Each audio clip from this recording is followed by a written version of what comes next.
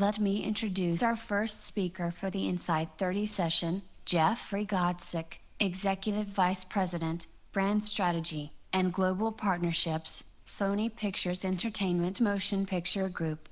Do you know why Jeffrey has been chosen to be the first speaker of this session? He is the coolest guy out of all 250 World Knowledge Forum speakers.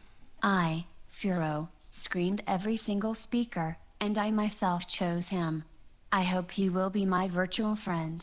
Jeffrey is responsible for the studio's continued global evolution and extension of its key brands, including Spider-Man, Hotel Transylvania, Jumanji, and Men in Black, developing opportunities for the brands beyond theaters.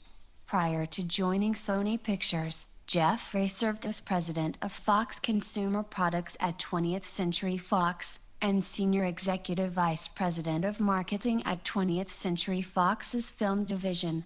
Ladies and gentlemen, let's give a big hand to our special speaker, Jeffrey Godsick. Thank you. That's quite the introduction. I don't know if I can live up to what our new friend said, but I appreciate it. Very cool. Well, welcome. Thank you for coming early to the first session of the day to get things kicked off. I'm very glad that you could join us today. This is a really exciting time in the entertainment business, so I'm looking forward to sharing with you some of my thoughts, and hopefully we have some time for some questions. By way of background, I have spent the majority of my career marketing motion pictures. I've had the good fortune to run several different divisions at a number of studios, publicity, promotions, content creation, digital marketing, and consumer products. And it's been a privilege to also work on some of the most successful movies in the history of the film business, including the Star Wars films, Avatar, and X-Men. And the one thing that you learn from working with great filmmakers like George Lucas and Steven Spielberg and James Cameron is that they are great storytellers. And they are talented and they are visionaries, but they use different techniques, but story is everything to them. It's the most important thing. And even if they're using different technologies, it's always in the service of telling the story. In many ways, the story of the cinema is the story of revolution and change.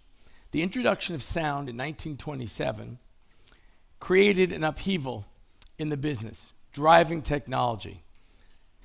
Things were different, the way they were shot, the way they're acted, the way they're exhibited. And eventually, sound was added to motion pictures, changing motion pictures forever. But movies have been shot in black and white, sometimes even colored by hand. But with the invention of Technicolor in 1932 and then Kodachrome in 1935, the world came to life in a way that it has never been experienced before, allowing filmmakers to tell their stories in a deeper and more immersive way. Imagine, if you will, a black and white Dorothy Gale in the movie The Wizard of Oz opening the door to a Technicolor world.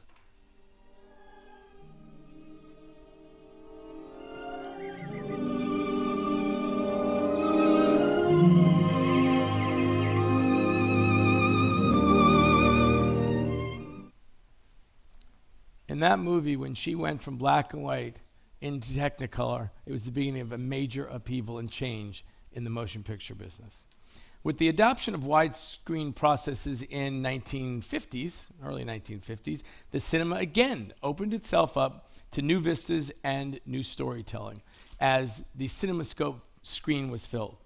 Later, IMAX came in, digital picture came in, and improved sound would all make going to the movies a very different experience, one like you were transported to another world. A generation ago, a film industry once again completely changed the way we make movies.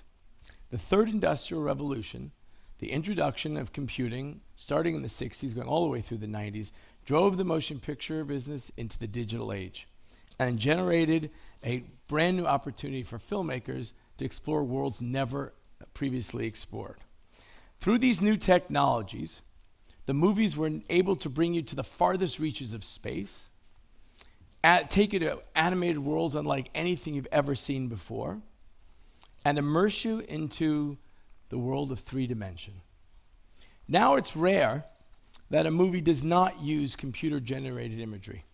Obviously, movies were just one way the digital revolution changed our lives.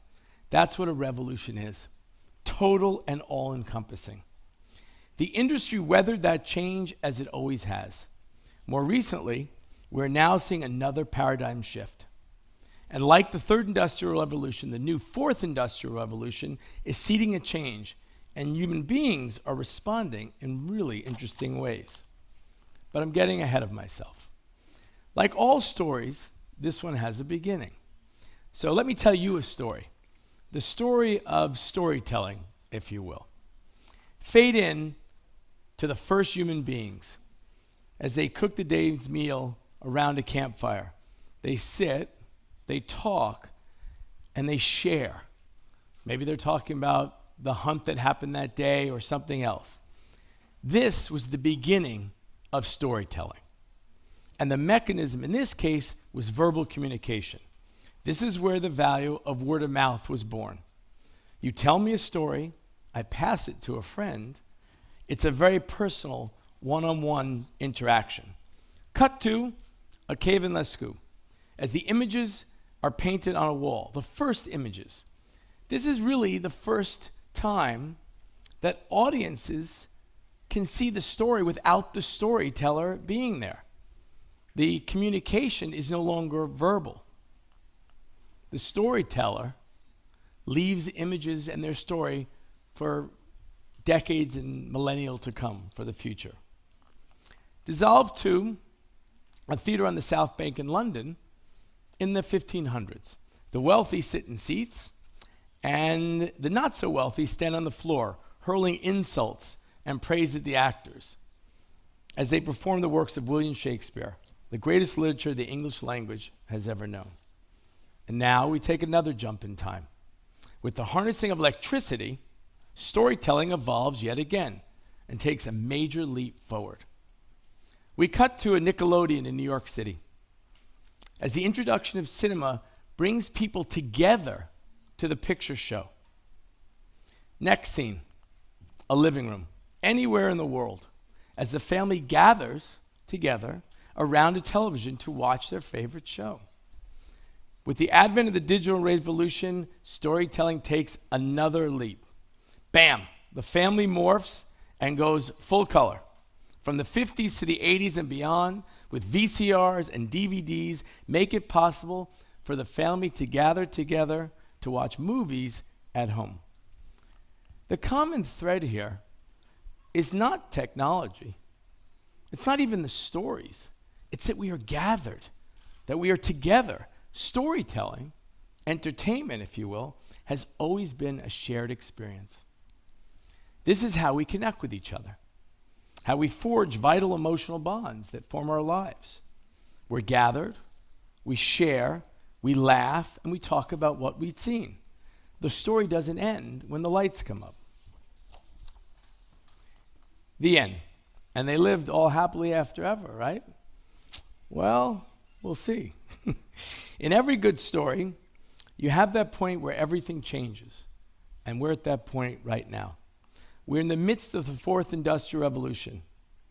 And we are working out how those changes will bring our lives and change them in so many ways. The fourth industrial revolution is the idea that in the very recent years we have built upon the digital revolution as technology becomes embedded in our bodies and our everyday lives. It is everywhere. It's in our introducing greeter today. It's in cars that drive themselves. It's in nanotechnology. It's all over.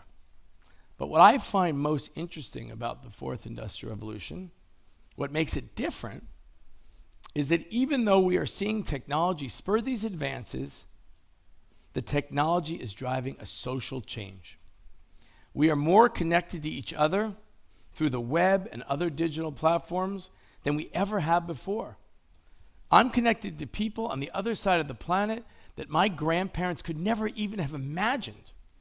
You'd think this new technology would be forging connections between people that are stronger than ever before. So, is it? Well, it's complicated. The fourth industrial revolution is driving a marked change in the evolution of experience. And it's interesting to point out how human beings are now responding. Let's pick up where we left off with our story. We are at home.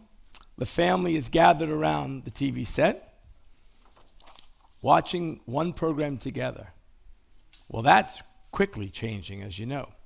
Digital delivery, over-the-top television services, mobile devices have all upended the idea of storytelling as a shared experience. Suddenly, we can watch whatever we want, whenever we want, wherever we want. For the first time, the audience is now in control. This is a big, big change. They decide when they're going to hear the story. They decide how they're going to interpret the story. It used to be that if you wanted to watch the finale of a television show, you had to watch it live. Today, you can wait 5 years later and watch the entire television series in one night, over one weekend, wherever you decide. For the audience, this sounds like paradise. Maybe it is, maybe it isn't.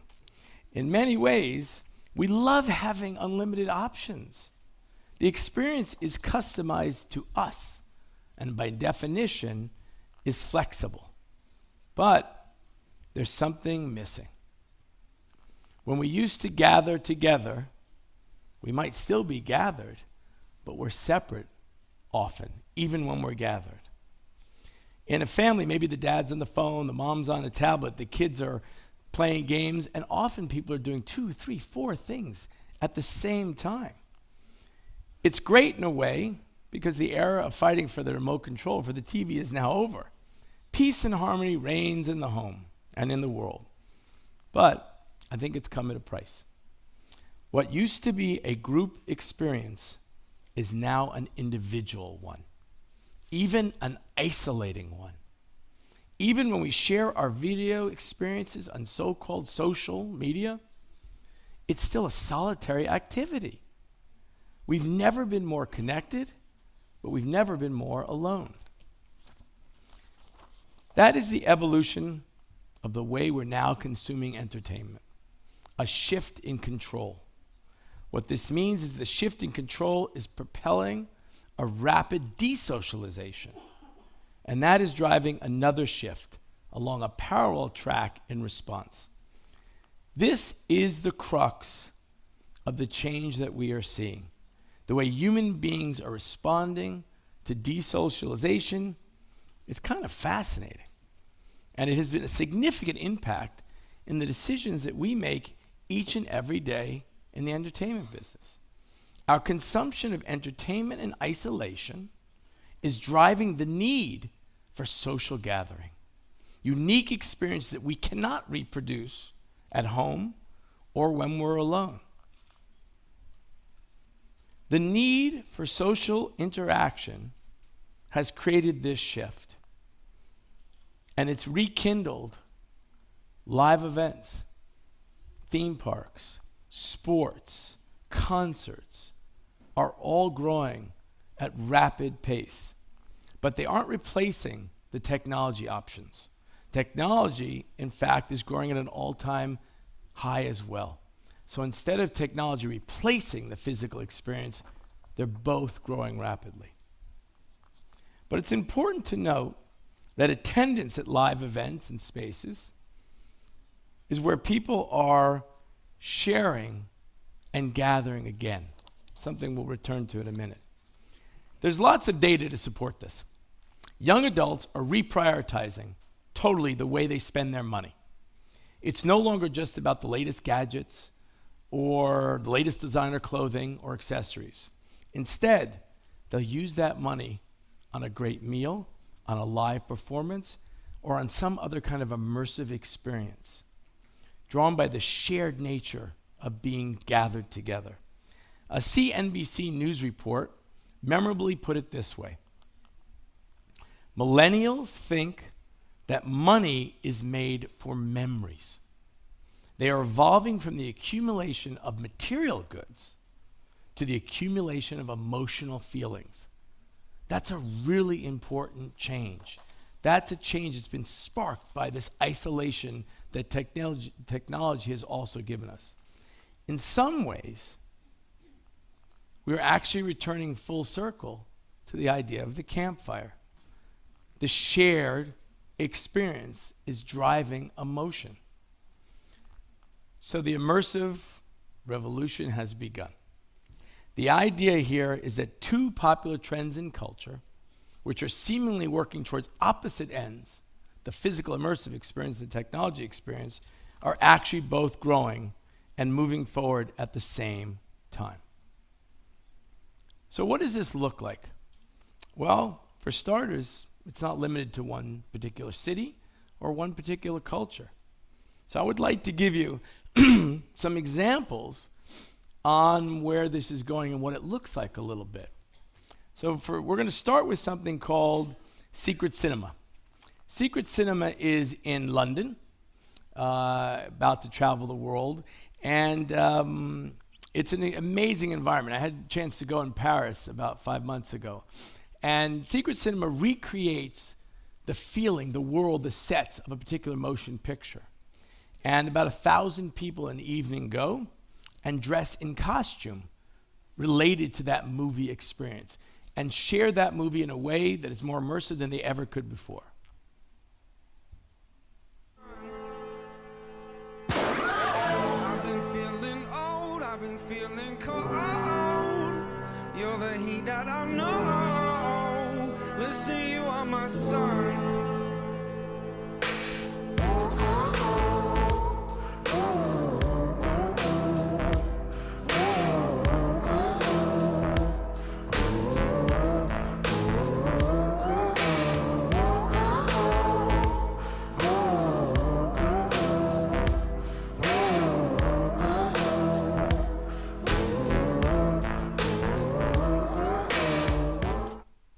You really do walk inside to the world of a particular movie. So that's immersive cinema. Well, that's given way to immersive theater. And in London, something called Sleep No More came to be. It's now traveled to Shanghai and open, and it's open in New York. And in the case of Secret Cinema, you, the audience, decide what actor you're going to follow. You decide what set you're going to go through. You decide how you're going to experience this story. You are truly immersed in the idea of the show that is being put on. You're designing that show yourself. You're immersed in that idea. Secret Cinema, Secret Theater has also given way to immersive dining. And it's changing everything. If you look at this clip, which is representative of a restaurant in Shanghai called Ultraviolet, it's no longer enough to have great food. People want to be immersed in the experience of the restaurant itself. Some restaurants are by the sea. Some are in the city. But at Chef Paul Paret's Ultraviolet in Shanghai, every single dish in your 22-course meal will be served in a different environment. The fish and chips are served in the rain with a side of the Beatles. Lobster is paired with a Riesling, served oceanside. The goal is bigger than food. Taking you deeper and deeper, more immersed in the idea of the eating experience. And in general, experiences are growing. Queen of the Night is an experience in New York that engages all of your senses at the same time. It's a dining experience, it's an immersive theater experience, it's immersive art, it's acrobatic, it's sensual. It really enlightens all five senses that you have.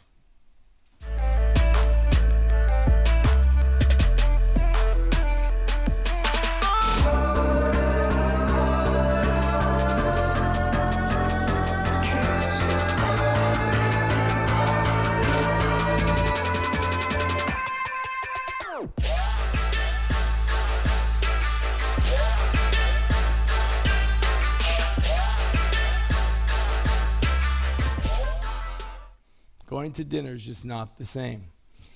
So if you think that some of these immersive experiences take you to new heights, then you'll really be intrigued by this next one. This, when I've shown this clip before, people say, oh, that must be like a movie effect. This is real. I couldn't do it because I have a fear of heights. But this, again, takes the idea of an immersive and truly immersive experience to new heights.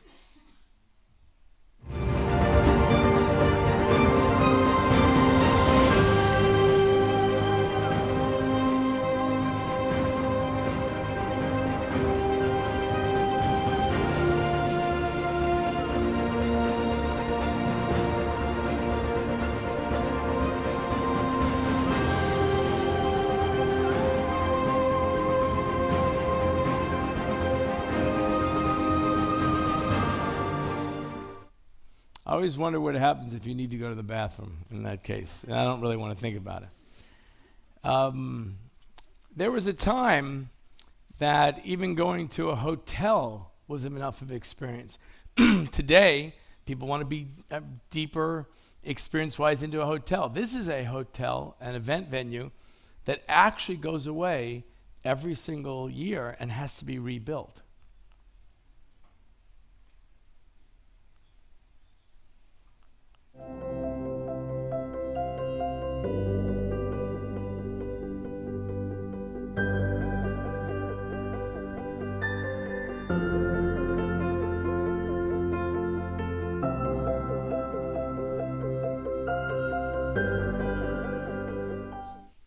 So it's no longer enough to visit a glacier or go see one. You've got to get to live in one. This hotel actually melts every summer, and they rebuild it every single year.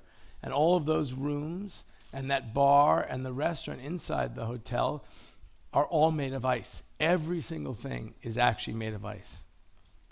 Cultural festivals are also growing across the world, drawing tens of thousands of people. Burning Man is an art and counterculture festival that takes place over several days in the Nevada desert. When it originally started, about 300 people went. Last year, 70,000 people went to participate. In this, it is probably the most immersive of all festivals.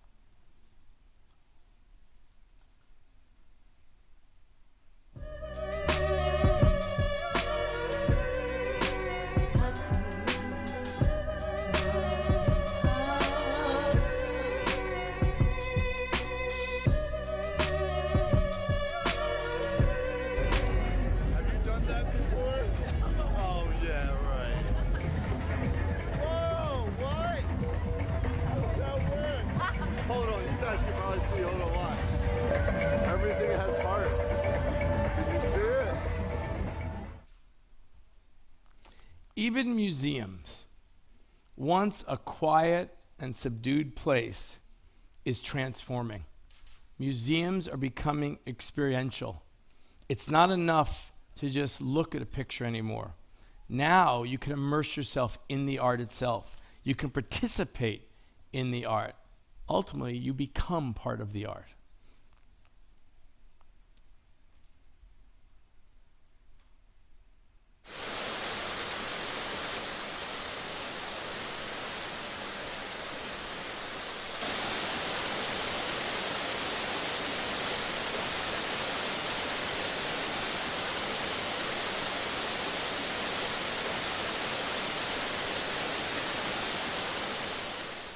This was an experience at a museum in Los Angeles, and it was obviously used sensors, so as you walked through the rain would stop just surrounding your body. Fabulous experience, sold out instantly. And not only are these amazing experiences, they're revitalizing the idea of coming back to the museums to look for different sources of experience, different sources of entertainment. So this kind of brings us back through the living room, back through the theater, back through the cave, back to the campfire. The stuff is hardwired into our brains and our DNA. To share is what makes us human. That is why we tell stories, to connect with people around the world.